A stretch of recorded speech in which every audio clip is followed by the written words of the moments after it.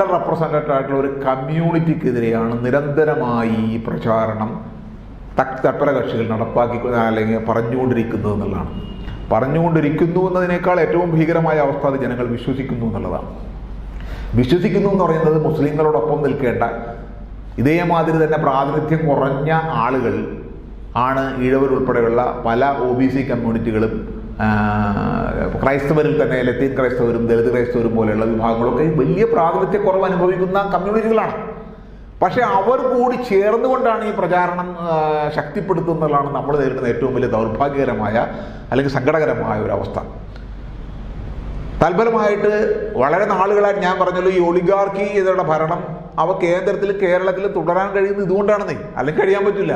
ഈ മുസ്ലിങ്ങൾ ഇങ്ങനെ അപരവൽക്കരിച്ച് നിർത്തുന്നത് കൊണ്ടാണ്. അവരാണ് നമ്മുടെ ശത്രുക്കൾ, അവരാണ് എല്ലാം തട്ടിക്കൊണ്ടുപോകുന്നത്, അവരാണ് കുഴപ്പക്കാർ എന്നൊരു പ്രചാരണം ഈ ജനവിഭാഗങ്ങളിടയിലേക്ക് അവർക്ക് എത്തിക്കാനും ശക്തിപ്പെടുത്താനും വിശ്വസിപ്പിക്കാനും കഴിഞ്ഞതുകൊണ്ടാണ് അവർക്ക് ഈ ഭരണം അഭംഗുരം തുടരാൻ കഴിയുന്നത്. ആരാലും ചോദ്യം ചെയ്യപ്പെടാത്ത രീതിയിൽ ഈ ഭരണം തുടരാൻ കഴിയുന്നത്.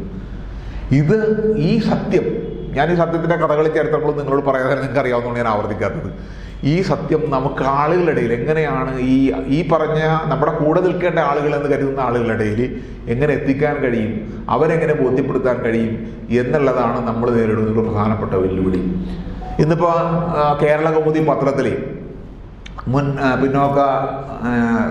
നമ്മുടെ കേരളത്തിൻ്റെ സംസ്ഥാന ഗവൺമെൻറ്റിൻ്റെ പിന്നോക്ക വികസന വകുപ്പിൻ്റെ ഡയറക്ടർ കൂടിയായിരുന്ന VR ജോഷിയുടെ ഒരു ലേഖനം നിങ്ങൾ വായിച്ചിട്ടുണ്ടാവുമെന്നാണ് കരുതുന്നത്. വായിച്ചിട്ടില്ലെങ്കിൽ അത് വാട്സാപ്പിലൊക്കെ വന്നിട്ടുണ്ടാവും ഇതിനകത്ത് തന്നെ.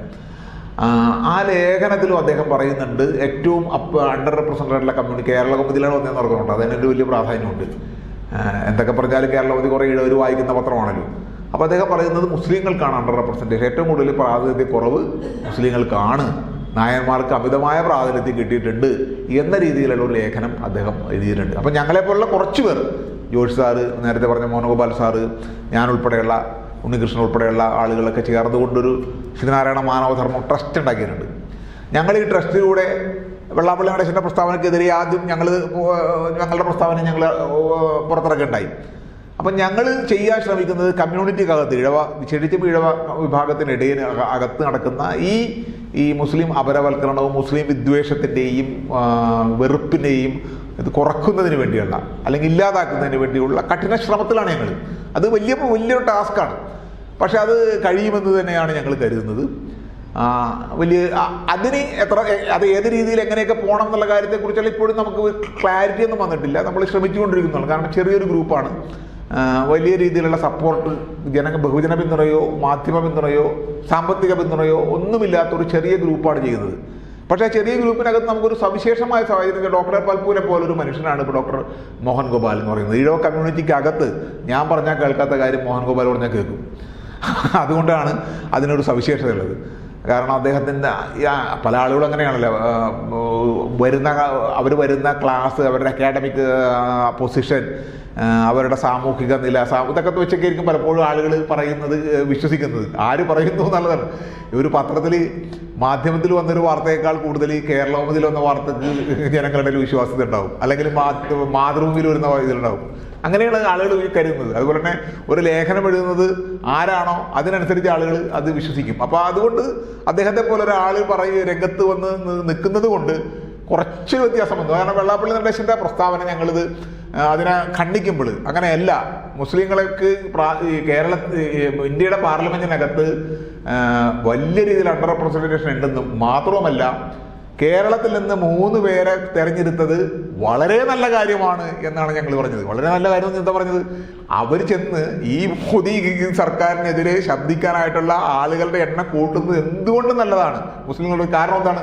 നമ്മൾ കണ്ടു EWS നടപ്പാക്കിയപ്പോൾ എന്തോരം പിന്നോക്ക പട്ടികജാതി MLA-മാർ MP-മാർ അതിനകത്തുണ്ട്. എല്ലാവരും കൈയടിച്ച് പാസ്സാക്കിയില്ലേ? അത് ആകെ 3 മുസ്ലിങ്ങൾ മാത്രമല്ല അതിന് എതിർത്തത്. ഈ EWS ബാധിക്കുന്ന ആരെയാണ്? മുസ്ലിങ്ങളെ മാത്രം ബാധിക്കുന്ന കാര്യമാണ്. ഇവിടുത്തെ പട്ടികജാതിക്കാരെ ഇപ്പോൾ MBBS-ൻ്റെയും പോളിടെക്നിക്കിൻ്റെയും തുടങ്ങിയുള്ള വലിയ വലിയ എല്ലാ പ്രൊഫഷണൽ സ്ഥാപനങ്ങൾ, പ്രൊഫഷണൽ കോഴ്സുകളുടെയും കണക്കുകൾ വന്നുകൊണ്ടിരിക്കുകയാണ് പത്രങ്ങളിൽ ദിനം പ്രതി. ആ കണക്കുകളിലൊക്കെ കാണുന്നത് എന്താണ്? OBC-ക്കാർ എന്തൊരു പട്ടികജാതിക്കാരൻ ഏറ്റവും പുറകിലുള്ള പട്ടികജാതിക്കാരനെ കിട്ടുന്ന നമ്മൾ സംവരണത്തിനെതിരെ എപ്പോഴും പറയുന്നത് നിരന്തരമായി പറഞ്ഞൊരു കാര്യം എന്നാണ്, മാർക്ക് കുറഞ്ഞ ആൾ അകത്ത് കയറി കഴിവില്ലാത്ത യോഗ്യതയില്ലാത്ത ആളുകൾ കയറി ഇതിൻ്റെ മെറിറ്റിനെ നശിപ്പിക്കുന്നു എന്നുള്ളതാണ്. കാരണം കഴിവില്ലാത്ത ആളുകൾ കയറി ഡോക്ടർമാരാകുമ്പോൾ അവർ സർജറി ചെയ്ത് ആളുകളെ കൊന്നുകളയും, അത് കഴിവില്ലാത്ത ആളുകൾ എഞ്ചിനീയർമാരൊക്കെ ഒരു കെട്ടിടം പടുത്ത് കേടാക്കി കളയും എന്നൊക്കെയുള്ള ഇതാണ് പ്രചരിപ്പിച്ചിരുന്നത്. മാർക്ക് കുറഞ്ഞ ആളുകൾ കയറുന്നുള്ളത്. ഇപ്പം ആ പ്രചാരണം EWS വന്നതോടുകൂടി അവസാനിക്കും. എന്താ കാര്യം? 1000 ജില്ലാ മാർക്കുള്ള പട്ടികജാതിക്കാരൻ അഡ്മിഷൻ കിട്ടാതെ പുറത്ത് നിൽക്കുമ്പോൾ 4000 മാർക്കുള്ളവനകത്ത് കയറാണ് EWSകാരൻ. ഇപ്പോൾ ഇവർക്ക് പരാതിയൊന്നുമില്ല, ഈ മെറിറ്റിനെ കുറിച്ചുള്ള പരാതിയൊന്നുമില്ല. അപ്പോൾ ഈ EWS നടപ്പിക്കുമ്പോൾ കേരളത്തിൻ്റെ മുഖ്യമന്ത്രിയും പാർട്ടിയും പറഞ്ഞത് കാര്യം എന്താണ്? EWS കൊണ്ട് ഇവിടുത്തെ പിന്നോക്ക വിഭാഗക്കാർക്കോ പട്ടികജാതിക്കാർക്കോ യാതൊരു കുഴപ്പം ഉണ്ടാകാൻ പോകുന്നില്ല എന്ന് പറഞ്ഞത്. എന്താ കാര്യം? ഇത് മെറിറ്റിൽ നിന്നാണ് എടുത്തു കൊടുക്കുന്നത്. നിങ്ങളുടെ സംവരണത്തിൽ അത് കുറവ് വരുന്നില്ല. അപ്പോൾ പാർട്ടിക്കാരെല്ലാവരും നമ്മൾ നമ്മളുടെ സംവരണത്തിൽ കുറവ് വരുന്നില്ല. ഈ മെറിറ്റ് എന്ന് പറയുമ്പോൾ പല ആളുകളും ഈ കരുതൽ ജനറൽ സീറ്റുകൾ മെറിറ്റ് എന്ന് കരുതുമ്പോൾ അതിനകത്ത് പട്ടികജാതി പട്ടികവർഗ പിന്നോക്ക വിഭാഗക്കാർക്ക് കയറിയിരിക്കാനുള്ള അവകാശമുണ്ടെന്ന് പല ആളുകൾക്കും അറിയില്ല. അവരുടെ ധാരണ അത് സവർണ വിഭാഗക്കാർക്കുള്ള ഒരു പരിപാടിയാണ് ജനറൽ സീറ്റ് എന്നാണ്. അങ്ങനെയല്ല. ഇത് നമുക്ക് പല ആളുകൾക്കും അറിയാതെ ജനറൽ സീറ്റുകൾ എന്ന് പറഞ്ഞാൽ അല്ലെങ്കിൽ മെറിറ്റ് സീറ്റുകൾ എന്ന് പറഞ്ഞാൽ അതിൽ എല്ലാ ആളുകൾക്കും അവകാശമുണ്ട്. ബാക്കിയുള്ള റിസർവ് ചെയ്ത സീറ്റിൽ അവർക്ക് മാത്രമേ പറ്റുള്ളൂ, അത്രേ ഉള്ളൂ. ജനറൽ സീറ്റ് അങ്ങനെയല്ല. ജനറൽ സീറ്റ് എന്ന് പറഞ്ഞാൽ എല്ലാ ആളുകൾക്കും അവകാശമുണ്ട്. അപ്പോൾ ഈ എല്ലാ ആളുകൾക്കും അവകാശമുള്ള സീറ്റിൽ നിന്ന് 10 കൊടുത്ത് കളഞ്ഞാൽ എല്ലാ ആളുകൾക്കും ബാധിക്കില്ല. അത് ഇപ്പോൾ പിന്നോക്കക്കാരെയും ബാധിക്കും, പട്ടികജാതിക്കാരെയും. അതായത് നമുക്ക് നേരത്തെ 50% റിസർവേഷൻ ഉണ്ട്, 50% മെറിറ്റാണ്. ഈ 50% മെറിറ്റിനകത്ത് നമുക്ക് കയറാനുള്ള അവകാശമുണ്ടെന്നേ. കിട്ടുന്നുണ്ടോ എന്നാലും രണ്ടാമത്തെ കാര്യമുണ്ട്, അത് വേറെ വിഷയം. അത് കിട്ടാത്ത രീതിയിലുള്ള സംവിധാനങ്ങളൊക്കെ PSC ചെയ്യുന്നുണ്ട്. പക്ഷേ അതിനകത്ത് കയറാനുള്ള അവകാശം നമുക്ക് ഹനിക്കപ്പെടും. നമുക്ക് നേരത്തെ 50-ലും കൂടി നമുക്ക് മത്സരിക്കാമെങ്കിൽ ഇപ്പം 40-ലും മത്സരിക്കാൻ പറ്റുള്ളൂ. അപ്പം ഞാൻ പറഞ്ഞു വന്ന പോയിന്റ്, അത്രയും ഗുരുതരമായ ഒരു സംവിധാനമാണ് EWS എന്ന പേരിൽ അവർ നടപ്പാക്കിയത്. 103-ാം ഭരണഘടനാ ഭേദഗതി ഈ പറഞ്ഞ MP-മാരായിട്ടുള്ള പട്ടികജാതിയിലെയും പട്ടികവർഗത്തിലെയും പിന്നോക്ക വിഭാഗങ്ങളിലെയും ഹിന്ദു ക്രിസ്ത്യൻ വിഭാഗങ്ങളിലെ MP-മാർ കൈയടക്കി പാസ്സാക്കിയപ്പോൾ അതിനെതിരെ 3 MP-മാർ 3 മുസ്ലിം MP-മാർ മാത്രമേ ശബ്ദിച്ചുള്ളൂ. അതാണ് ഞങ്ങൾ പറഞ്ഞത്. അവരെത്തട്ടെ കൂടുതൽ, അവർ പാർലമെന്റിൽ കൂടുതൽ എത്തിയാൽ പിന്നോക്ക വിഭാഗക്കാർക്കും അതുപോലെ തന്നെ പാർശ്വവൽക്കരിക്കപ്പെടുന്ന വിഭാഗക്കാർക്കും വേണ്ടി ഒരു ശബ്ദം ഉയർത്തും. അവർ കൂടുതൽ എത്തണം, അവരിത്തിരി കൂടുതൽ. പക്ഷെ കൂടുതലല്ലല്ലോ. പാർലമെന്റിനകത്ത് പ്രാതിനിധ്യത്തിന്റെ കണക്ക് പരിശോധിച്ചു കഴിഞ്ഞാൽ കുറവല്ലേ?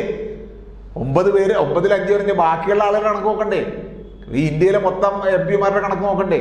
രാജ്യസഭയിലെ മൊത്തം MP-മാരുടെ കണക്ക് നോക്കണ്ടേ? ഈ കണക്ക് നോക്കിക്കഴിഞ്ഞാൽ മുസ്ലിങ്ങൾക്ക് ജനസംഖ്യ ആനുപാതികം പോയിട്ട് അതിന്റെ പകുതി പോയിട്ട് 10% പോലും പ്രാതിനിധ്യം കിട്ടുന്നില്ലല്ലോ.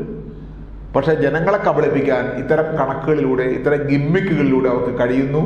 മീഡിയയും മുഖ്യധാരാ പാർട്ടികളും ഗവൺമെന്റും ഒരു പരിധിവരെ അവരുടെ ഭാഗത്ത് നിൽക്കുന്നു എന്നുള്ളതാണ് ഏറ്റവും ദൗർഭാഗ്യകരമായൊരു കാര്യം.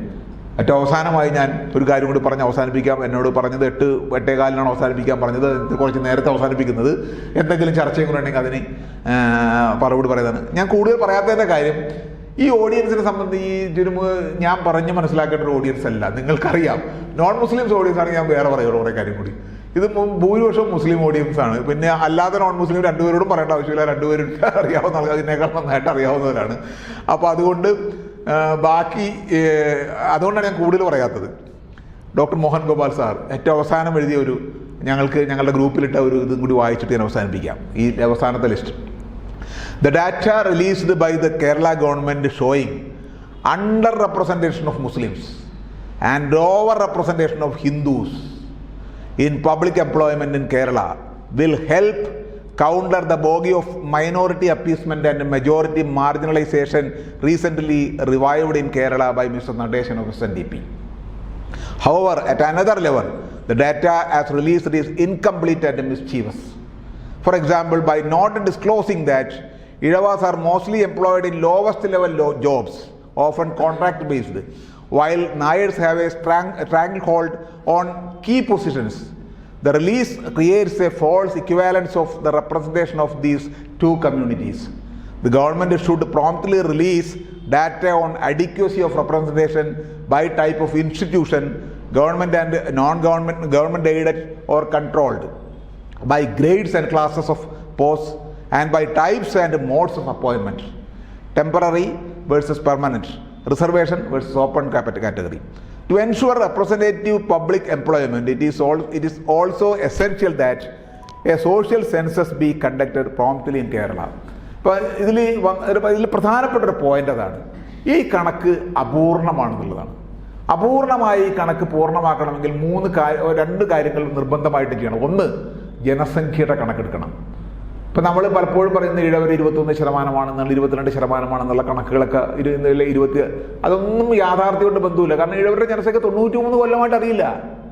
93 കൊല്ലമായിട്ട് ഇവിടെ എത്ര ഈഴവരുണ്ട്, എത്ര ധീവരരുണ്ട്, എത്ര വിശ്വകർമ്മജരുണ്ട്, എത്ര വയസ്സവരുണ്ട്, ഇതൊന്നും ആർക്കും അറിയില്ല. വെറുതെ പറയുന്ന കണക്കാണ്. നായന്മാർ എത്രയുണ്ട് ആർക്കും കണക്കില്ല, ഒരു കണക്കുമില്ല സർക്കാരിൻ്റെ കയ്യിൽ. വെറുതെ തോന്നിവാസം പറയുന്നത്. ഇതൊന്നും ഒരു ആധികാരികമായ ഒരു ഡാറ്റ സാമ്പിൾ സർവേ വെച്ച് എങ്ങനെ കണക്കെടുക്കാൻ പറ്റും? 12% പേരുടെ സാമ്പിൾ സർവേ 1968 EMS ഗവൺമെൻറ് നടത്തിയത്. 12% പേര് വെച്ച്. എന്നിട്ടാണ് ഈഴവർ 22%, 12% വെച്ചാണ് കണക്കെടുക്കുന്നത്. സാമ്പിൾ സർവേയുടെ കണക്കിന് ആധാരമാക്കി അത് ഇത്രയുണ്ടെന്ന് പറയാൻ പറ്റില്ല. അപ്പോൾ കണക്കെടുക്കുക ഒന്നാമത്തെ കാര്യം. രണ്ടാമത്തെ കാര്യം, ഈ തന്നേക്കണ ഈ റിപ്പോർട്ട് സമഗ്രമാക്കുക. എങ്ങനെ സമഗ്രമാക്കേണ്ടത്? അത് class wise, grade wise, government എത്ര, കോർപ്പറേഷൻ എത്ര, അതുപോലെ തന്നെ ബോർഡുകൾ എത്ര, അതോറിറ്റികൾ എത്ര, എയ്ഡഡ് സർവീസ് എത്ര, ഇത്രയും രീതിയിൽ അത് സമഗ്രമാക്കി അവതരിപ്പിക്കുക എന്നുള്ളതാണ്. അങ്ങനെ പക്ഷേ ഇത് എളുപ്പമുള്ള കാര്യമൊന്നുമല്ല അവതരിപ്പിക്കുക എന്നുള്ളത്. എന്താ കാര്യം? ഇതുണ്ടാക്കി നടപ്പാക്കാൻ ഞാൻ നേരത്തെ പറഞ്ഞ ചീഫ് സെക്രട്ടറിമാരുടെ കണക്ക് പറഞ്ഞില്ലേ, ഇതാണ് വിഷയം. നമ്മുടെ ആളുകൾ അവിടെ ഉണ്ടെങ്കിൽ മാത്രമേ നടപ്പാക്കാൻ പറ്റുള്ളൂ. ഇത് നടപ്പാക്കാൻ ഒപ്പിടുന്ന തീരുമാനം എടുക്കുന്ന സ്ഥലങ്ങളിൽ ഇരിക്കുന്ന ആളുകൾ നമ്മളല്ലാത്തത് കൊണ്ടാണ് നമുക്ക് ഈ പ്രശ്നം നേരിടുന്നത്. അപ്പോൾ റെപ്രസെൻറ്റേഷൻ ഒരു പ്രധാനപ്പെട്ട കാര്യമാണ്. റെപ്രസെൻറ്റേഷൻ എല്ലാ മേഖലകളിലും, ലെജിസ്ലേച്ചറിലായാലും എക്സിക്യൂട്ടീവിലായാലും ജുഡീഷ്യറിലായാലും എല്ലാ ജനവിഭാഗങ്ങളുടെയും റെപ്രസെൻറ്റേഷൻ, അത് ഇന്ത്യൻ ഭരണഘടന തന്നെ പറയുന്ന കാര്യം ഒന്നാണ്. വ്യക്തികൾ തമ്മിലുള്ള സമത്വം, ഒപ്പം തന്നെ കമ്മ്യൂണിറ്റികൾ തമ്മിലുള്ള സമത്വവും നിർബന്ധമാണെന്ന് പറയുന്നത്. കമ്മ്യൂണിറ്റികൾ തമ്മിലുള്ള സമത്വം, ഈ കമ്മ്യൂണിറ്റികൾ തമ്മിലുള്ള സമത്വത്തിന് ബേസിക്കായിട്ട് അടിസ്ഥാനപരമായിട്ട് വേണ്ട കാര്യം, ഈ കമ്മ്യൂണിറ്റികൾ മതിയായ രീതിയിൽ, അതാണ് ഡ്യൂ അടിക്കരുത്, മതിയായ രീതിയിൽ അർഹതപ്പെട്ട രീതിയിൽ റെപ്രസെന്റ് ചെയ്യപ്പെടണം. അങ്ങനെ റെപ്രസെന്റ് ചെയ്യപ്പെടാനുള്ള വ്യവസ്ഥയില്ലെങ്കിൽ, അതാണ് വ്യവസ്ഥയില്ലെങ്കിൽ, നേരത്തെ ഞാൻ പറഞ്ഞു തദ്ദേശ ഭരണ സ്ഥാപനങ്ങളിൽ സ്ത്രീകൾ 50% എന്നത് വ്യവസ്ഥയുള്ളത് കൊണ്ടാണ്. വ്യവസ്ഥയില്ലെങ്കിൽ എത്ര അപ്പർ കാസ്റ്റ് ലേഡി ആണെങ്കിൽ പോലും അവർ നിയമസഭയിലും പാർലമെന്റിലും വരില്ല എന്നുള്ളതിന്റെ തെളിവാണ് നമ്മുടെ കേരളത്തിന്റെ നിയമസഭയും ഇന്ത്യൻ പാർലമെന്റും. സ്ത്രീകളില്ലല്ലോ, 8% ഒക്കെയല്ലേ ഉള്ളൂ. കാരണം വ്യവസ്ഥയില്ലാത്തതുകൊണ്ടാണ്. വ്യവസ്ഥ നിർബന്ധമാണ്. അതുകൊണ്ടാണ് എല്ലാ വിശേഷിച്ചും മാർജിനലൈസ് ആയിട്ടുള്ള എല്ലാ വിഭാഗക്കാർക്കും പ്രാതിനിധ്യം കിട്ടണമെങ്കിൽ അവർക്ക് അതിനായിട്ടുള്ള വ്യവസ്ഥകൾ ഉണ്ടാക്കണം. അല്ലെങ്കിൽ നീതിബോധമുള്ള, വ്യവസ്ഥയില്ലെങ്കിൽ നീതിബോധമുള്ള ആളുകൾ അതിനകത്ത് ഉണ്ടാവണം. അതില്ല എന്നുള്ളത് നമുക്കറിയാം. അതുകൊണ്ടാണ് വ്യവസ്ഥ വേണമെന്ന് പറയുന്നത്. വെറും വ്യവസ്ഥ നിർബന്ധമാണ്. ഇത്ര നീതിബോധമുള്ള ആളായാൽ പോലും പലപ്പോഴും വ്യവസ്ഥയില്ലെങ്കിൽ ചിലപ്പോൾ നടപ്പാക്കിയില്ലെന്ന് വരും. അല്ലെങ്കിൽ പിന്നെ ഇപ്പോൾ യുഎസിന്റെ ഒരു ഉദാഹരണം പറയാം. യുഎസിലെ കോർട്ടിനകത്ത് ഏറ്റവും അവസാനം നടത്തിയ നിയമനത്തിൽ അവർ പറയുന്നത്, അതിനകത്ത് ബ്ലാക്ക് കോർട്ട്, സുപ്രീം കോടതിനകത്ത് ബ്ലാക്സ് ഒക്കെ ഉണ്ട്. ബ്ലാക്സിന് പ്രാതിനിധ്യം ഉണ്ടെന്ന് അവരെപ്പോഴും നോക്കും.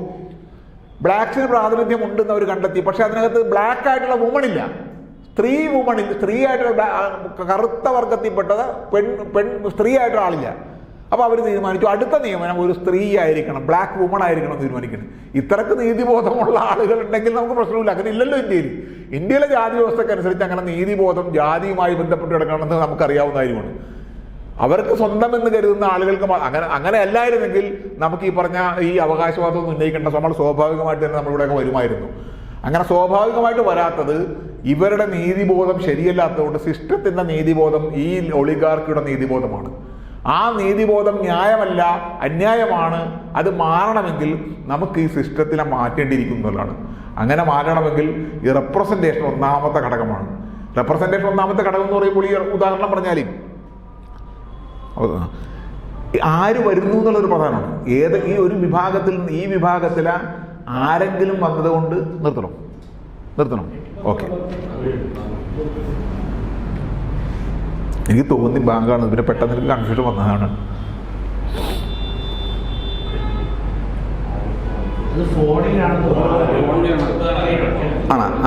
ഞാൻ അവസാനിപ്പിക്കുകയാണ്. അപ്പം ഈ വിഭാഗത്തിൽ വരുന്ന ആളുകൾക്ക് മതിയായ രീതിയിലുള്ള പ്രാതിനിധ്യം കിട്ടുക എന്നുള്ളത് ഒന്നാമത്താണ്. അപ്പോൾ ഈ പ്രാതിനിധ്യം കിട്ടുന്ന ആളുകൾ ആ കമ്മ്യൂണിറ്റിയോട് പ്രതിബദ്ധരായിരിക്കണമെന്ന് നമുക്ക് ആദ്യം നിർബന്ധപ്പെടുത്താൻ പറ്റില്ല. കാരണം അങ്ങനെ ആവണമെന്നില്ല, പലപ്പോഴും പ്രതിബദ്ധരാവണമെന്നില്ല. ഇപ്പം പിണറായി വിജയനാണ് കേരളത്തിൻ്റെ മുഖ്യമന്ത്രി. അതുപോലെ തന്നെ അച്യുതാനന്ദൻ മുഖ്യമന്ത്രിയായി. ഈഴവ സമുദായത്തിൽ നിന്ന് ഒരു 10-15 കൊല്ലത്തിന് മേലായിട്ട് 10-12 കൊല്ലമായിട്ട് ഈഴവ സമുദായത്തിൽ നിന്ന് ആൾ മുഖ്യമന്ത്രിയായിട്ടുണ്ട് ഇവിടെ. അങ്ങനെ നോക്കിക്കഴിഞ്ഞാൽ മുസ്ലിങ്ങളിൽ നിന്ന് മുഖ്യമന്ത്രി ഇല്ല. ആകെ നമുക്ക് ചൂണ്ടിക്കാണിക്കാവുന്ന CH വളരെ കുറഞ്ഞ നാളെ ഇരുന്നിട്ടുള്ളൂ. വേറെ ആരും തന്നെ മുഖ്യമന്ത്രിയായിട്ടില്ല. അപ്പോൾ ഈ പറഞ്ഞ ഇഴവ സമുദായത്തിൽപ്പെട്ട ആളായിരുന്നിട്ട് പോലും അദ്ദേഹമാണ് മുന്നോക്ക സംവരണം EWS കേരളത്തിൽ നടപ്പാക്കിയത്. അതുപോലെ തന്നെ ദേവസ്വം ബോർഡിൽ മുന്നോക്കക്കാർക്ക് സംവരണം ഏർപ്പെടുത്തിയതും അദ്ദേഹമാണ്, അദ്ദേഹത്തിൻ്റെ ഗവൺമെൻറ്റാണ്. അപ്പം മുഖ്യമന്ത്രി ആയിരുന്നാൽ പോലും ഈ പിന്നോക്ക വിഭാഗത്തിൽപ്പെട്ട ആളുകൾക്ക്, പിന്നോക്ക വിഭാഗക്കാർക്ക് അനുകൂലമായ രീതിയിലുള്ള തീരുമാനം എടുക്കാൻ കഴിയണമെന്നില്ല. അതിന് വേറെ പല ഘടകങ്ങളും ആശ്രയിച്ചിരിക്കുന്നതാണ് പറയുന്നത്. പക്ഷെ എങ്കിലും അത് പ്രധാനമാണ്, പ്രാതിനിധ്യം വരണം. പിണറായി വിജയനെ പോലുള്ള ആളുകൾ, പിന്നോക്ക വിഭാഗത്തിൽപ്പെട്ട ആളുകൾ മുഖ്യമന്ത്രിമാരായിട്ട് വരണം എന്ന് നമുക്ക് അത് പറയാൻ പറ്റുള്ളൂ. ഒന്നാമത്തെ കാര്യം അതാണ്, അത് പ്രാരംഭഘട്ടമാണ്. ഒന്നാമത്തെ കാര്യം പ്രാരംഭഘട്ടം പ്രാതിനിധ്യമാണ്. രണ്ടാമത്തെ കാര്യമാണ് ഈ പ്രാതിനിധ്യം ആരായിരിക്കണം, എങ്ങനെയുള്ള ആളുകൾക്ക്. രണ്ടാമത്തെ കാര്യം, നമുക്ക് ഒന്നാമത്തെ കാര്യം നടന്നിട്ടില്ല.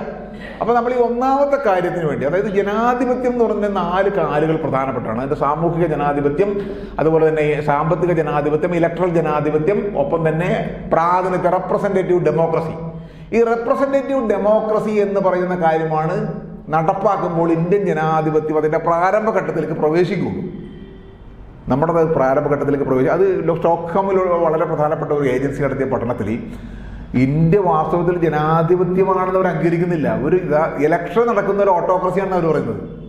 ഇലക്ഷൻ നടക്കുന്ന ഒരു ഓട്ടോക്രസിയാണ് ഇന്ത്യയിൽ നിലനിൽക്കുന്നത്. കാരണം അവർ ജനാധിപത്യത്തെ നിർവഹിക്കുക ഒരുപാട് മാനകങ്ങൾ തയ്യാറുണ്ട്. ആ മാനകങ്ങൾ വെച്ച് നോക്കുമ്പോൾ ഇന്ത്യ അതിലൊക്കെ പിന്നണിയിലാണ്. ഇതാണ് അവസ്ഥ.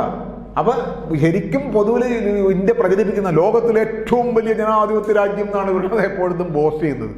എന്താ ഇവരുടെ ജനാധിപത്യം? ഈ പറഞ്ഞ വലിയൊരു ജനവിഭാഗത്തിനെ പുറത്ത് നിർത്തിക്കൊണ്ടുള്ള ഒരു ജനാധിപത്യത്തിന് ജനാധിപത്യം പറയാൻ പറ്റും? ഈ പറഞ്ഞ ജനവിഭാഗം നമുക്ക് അകത്ത് കിടക്കാൻ കഴിയാത്തൊരു സാഹചര്യം നിൽക്കുന്നത് ഈ നിൽക്കുന്ന ഭരണാധികാരി, ഞാൻ നേരത്തെ പറഞ്ഞ ഭരണാധികാരികളുടെ ഒളിഗാർക്ക് സ്വഭാവമാണ്. അത് മാറ്റി തീർക്കാനുള്ള വലിയ ശ്രമമാണ് നമ്മൾ നടത്തേണ്ടത്. അതെങ്ങനെ ചെയ്യാം എന്നതിനെക്കുറിച്ചാണ് നിങ്ങളെപ്പോലുള്ള ആളുകൾ ചിന്തിക്കേണ്ടതെന്നാണ് എനിക്ക് പറയാനുള്ളത്. കൗണ്ടർ എന്ന് പറയുന്നത് വലിയൊരു ഒരു പ്രശ്നമാണ്. കാരണം നിരന്തരം എന്നോണം രാവിലെ തുടങ്ങി വൈകുന്നേരം വരെ, രാത്രി വരെയുള്ള എല്ലാ സമയത്തും വാട്സാപ്പ് യൂണിവേഴ്സിറ്റികളിലൂടെ നിരന്തരം എന്നോണം പ്രചരിപ്പിച്ചുകൊണ്ടിരിക്കുന്ന മുസ്ലിം വിരുദ്ധ വെറുപ്പുകളാണ് നമ്മൾ ദിനേന ആളുകൾ കണ്ടുകൊണ്ടിരിക്കുന്നത്. ദിനേന ഇങ്ങനെ കണ്ടുകൊണ്ടിരിക്കുമ്പോൾ ഏത് മനുഷ്യനും അത് വിശ്വസിച്ചു പോകും. അവരത് വിശ്വസിക്കുന്നു. അതുകൊണ്ട് വല്ലപ്പോഴും നമ്മളിത് അങ്ങനെയല്ല, സത്യമാണെന്ന് പറഞ്ഞാൽ അവർക്ക് വിശ്വസിക്കാൻ അവരുടെ മനസാക്ഷി തയ്യാറാകില്ല. ഇതാണ് കേരളം ഉൾപ്പെടെയുള്ള ഇന്ത്യയിലെ മറ്റ് പല സംസ്ഥാനങ്ങളും മാറി ചിന്തിച്ചപ്പോൾ കേരളത്തിൻ്റെ അകത്ത് കേരളത്തിൻ്റെ പാർലമെൻറ്റ് തെരഞ്ഞെടുപ്പിൻ്റെ റിസൾട്ട് നിങ്ങൾ പരിശോധിച്ചല്ലോ, എന്താ കാണുന്നത്? അതിനകത്ത് വൻതോതിൽ BJPയുടെ 4-5%, ഞാൻ കണക്കൊന്നും പറഞ്ഞില്ല, 4-5% BJPയുടെ വോട്ടുകൾ കൂടി എന്നുള്ളതാണ്. പല സ്ഥലങ്ങളിലും നിയമസഭാ മണ്ഡലങ്ങളിൽ അവർ 1ാം സ്ഥാനത്താണ്. കേരളത്തിൽ BJP ജയിക്കും എന്നൊരവസ്ഥ ഇപ്പോൾ ഏതാണ്ട് അങ്ങനെ വന്നില്ല. ജയിക്കുമെന്നൊരവസ്ഥ വരികയാണെങ്കിൽ ഇപ്പോൾ കോൺഗ്രസിനും ഇപ്പോൾ CPM-നും വോട്ട് ചെയ്യുന്ന വലിയൊരു വിഭാഗം ഒന്നടങ്കം BJPക്ക് വോട്ട് ചെയ്യുന്ന കാര്യത്തിൽ യാതൊരു സംശയം വേണ്ട. അങ്ങനെ അവർ ആദ്യം പ്രതിപക്ഷത്തായാൽ അടുത്ത ഭരണകക്ഷിയാണ്, ഒരു സംശയം വേണ്ട. അത്രയും വലിയൊരു ഭീകരാവസ്ഥ മറ്റ് പല സംസ്ഥാനങ്ങളിൽ നിന്ന് അപേക്ഷിച്ച് കേരളം പോലെ പ്രബുദ്ധമെന്ന് പറയുന്ന ഒരു നാട്ടിൽ വരുന്നെങ്കിൽ എത്രത്തോളം ആഴത്തിലാണ് ഇവിടെ നിൽക്കുന്ന ഇസ്ലാമോഫോബിയ, മുസ്ലിം വെറുപ്പ് എന്നതിനെക്കുറിച്ച് നമ്മൾ ചിന്തിക്കേണ്ടിയിരിക്കുന്നു. അത് ഏതെങ്കിലും മുസ്ലിം ഗ്രൂപ്പുകളോടല്ല, ഏതെങ്കിലും മുസ്ലിം വ്യക്തികളോടല്ല മാത്രമല്ല. മുസ്ലിം എന്നൊരു അതിനെ അവർ കാണുന്നത് ഒരു വംശമായിട്ട് കാണുകയാണ്. യാതൊരു മുസ്ലിങ്ങളുടെ വംശങ്ങളല്ല, ഒരു റേസല്ല.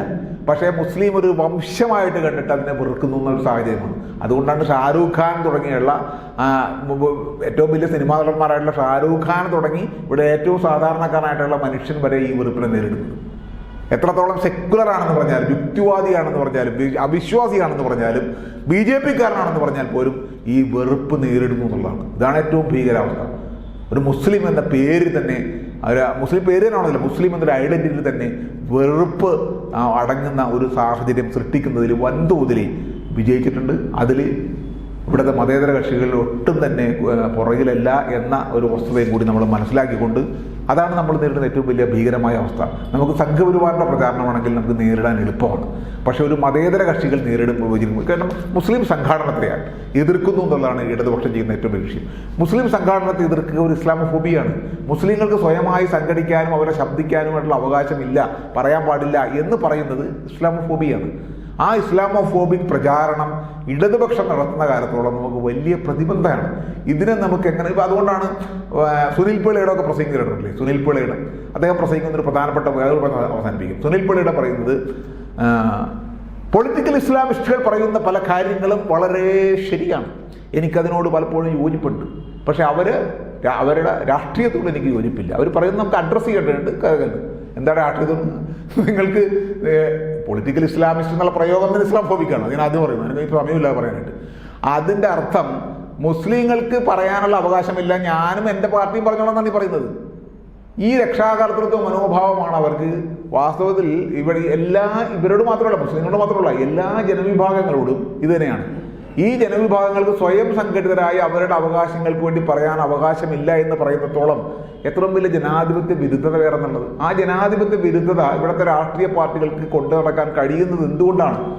അത് ഈ നാട്ടിൽ നടക്കുന്ന ഈ സ്വാതന്ത്ര്യത്തിന് മുൻപ് തന്നെ തുടങ്ങിക്കൊണ്ടിരിക്കുന്ന വലിയ രീതിയിലുള്ള മുസ്ലിം വിരുദ്ധ വംശീയ പ്രചാരണത്തിൻ്റെ അനന്തരഫലമാണ്. അതിൽ കോൺഗ്രസിന് വലിയ പങ്കുണ്ട്, CPM-ന് പങ്കുണ്ട്, സംഘപരിവാറിനും അതിന് ശക്തമായ പങ്കുണ്ട് എന്നുള്ളതാണ്. മറ്റ് പല കക്ഷികൾക്കും ഇതിനെ നേരിടാൻ നമുക്ക് കഴിയാനുള്ള മാർഗങ്ങളെക്കുറിച്ച് ചിന്തിച്ച് ആലോചിച്ച് പരിപാടികൾ ആസൂത്രണം ചെയ്ത് മുന്നോട്ട് പോകുക എന്നല്ലാതെ വേറെ നിവൃത്തി നമുക്കില്ല. അത് നിരന്തരമായി ചെയ്തുകൊണ്ടിരിക്കുക എന്നല്ലാതെ നിരാശരാകാതെ. നിരാശയെ പലപ്പോഴും നമുക്ക് നൈരാശ്യമൊക്കെ വരും, ഇതൊക്കെ ചെയ്തിട്ടെന്ന്. അങ്ങനെയല്ല, പലപ്പോഴും ചെറിയ ചെറിയ ഗ്രൂപ്പുകളുടെ ചെറിയ പ്രക്ഷോഭങ്ങളും മാറ്റങ്ങളും കൊണ്ട് വലിയ മാറ്റങ്ങൾ ഉണ്ടായിട്ടുണ്ട്. നമുക്കൊന്നും പറയാൻ പറ്റില്ല. ഇപ്പം നമ്മൾ ആരെങ്കിലും ഇന്ത്യ മുന്നണി ഇങ്ങനെ കയറി വരുമെന്ന് പ്രതീക്ഷിച്ചു? എന്തൊക്കെയായാലും പലപ്പോഴും അദ്ദേഹം അധികാരത്തിലേക്ക് വേണമെങ്കിൽ അവർക്ക് ടാക്ടിക്സ് കുറവാണെന്ന് ഞാൻ പറയുന്നത്. ശരിക്കും അവർ ഭരണത്തിൽ പറഞ്ഞിട്ടാണ്. ഇത് ഭരണാധികാരം കിട്ടാണ്ട് പുറത്തു നിന്നത് കാര്യം, ഭരണാധികാരമല്ല പ്രധാനപ്പെട്ട കാര്യം. ഈ കാശ്മീരിനകത്ത് കാശ്മീരിൽ ഒരു ആള് ജയിലിനകത്ത് കിടന്ന് മത്സരിച്ച് ജയിച്ചിരുന്ന ആളെ MP ആയിട്ട് വന്നപ്പം ജയിലിന് അബ്ദുൽ നാസർ മഹദിനോട് അങ്ങനെ പറഞ്ഞാണ്, നിങ്ങൾ ജയിലിൽ മത്സരിക്കാൻ. പുള്ളി തയ്യാറായില്ല. ഈ റാഡിക്കൽ രാഷ്ട്രീയത്തിന്റെ കുഴപ്പമാണ്. രാഷ്ട്രീയ അധികാരത്തിൽ നിന്നൊക്കെ മാറി നിൽക്കണം. അങ്ങനെ മാറി നിൽക്കേണ്ട കാര്യമില്ല, രാഷ്ട്രീയ അധികാരത്തിൽ തന്നെ വരണം. അപ്പൊ കിട്ടുന്ന അവസരം കളയരുതാണ്. കിട്ടുന്ന അവസരം കളഞ്ഞു ഇന്ത്യ മുന്നണി എന്ന് എൻ്റെ അഭിപ്രായം. അത് അവർ നിതീഷ് കുമാറിനെ പ്രധാനമന്ത്രിയാക്കിക്കൊണ്ട് അവർ ഈ ഭരണം പിടിച്ചെടുക്കേണ്ടിയിരുന്നു എന്നാണ് പറയുന്നത്. എങ്കിൽ മാത്രമേ ചെയ്യാൻ കഴിയുള്ളൂ. അതേമാതിരിയുള്ള മണ്ടത്തരങ്ങൾ ഒരിക്കലും ചെയ്യാൻ പാടില്ല. ഈ മണ്ടത്തരം ചെയ്തിട്ടുണ്ടെങ്കിൽ വലിയ പ്രശ്നമാണ്. പണ്ട് ജ്യോതിബാസുവിന് പറ്റിയ പോലെയൊക്കെയുള്ള. അപ്പോൾ ഇതൊരു പ്രധാനപ്പെട്ട കാര്യമാണ്. ചെറിയ അവസരങ്ങളായിരിക്കും, അത് ഉപയോഗപ്പെടുത്താൻ എത്രത്തോളം കഴിയും എന്നതിനനുസരിച്ചിരിക്കും. അതുകൊണ്ട് നമുക്ക് നിരാശരാവാതെ ആത്മവിശ്വാസത്തോടു കൂടി നമുക്ക് ഈ പോരാട്ടം തുടരാം എന്ന് മാത്രം പറഞ്ഞുകൊണ്ട് നിർത്തുന്നു. നന്ദി.